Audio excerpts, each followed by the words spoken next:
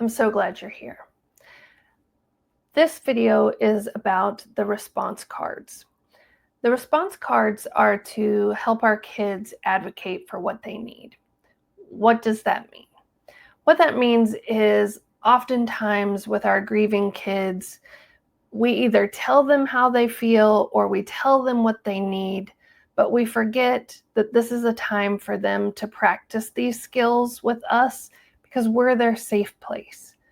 We are the ones who can help them practice these skills, role model these skills, so that when they're not with us, whether that means they're with friends, they're with other family members, they're maybe at school, this is going to help them be stronger in their response and know how to take care of their feelings, their emotional health.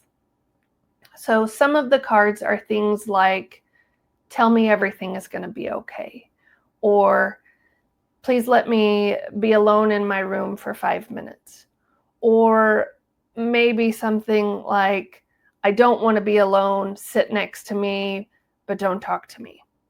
Again, this may sound like we're giving a lot of power and control to our child. However, this huge out of control thing just happened. Their person, their grown up, their loved one has died. And they need a sense of control. They need to work on how do they feel safe? What helps them to feel a little bit in control of the world around them? And the best way that they can do that is learn how to speak up for themselves. So with these response cards, we're teaching them to advocate for themselves, and that's going to start at home. So if you could keep those cards in a place where they could get to them, or if you're noticing that they're in stress or having a difficult time, they're overwhelmed, they're deep in their grief and in their feelings at that moment, maybe you pull out the card deck, just grab the section of the response cards and ask them which one feels best for today.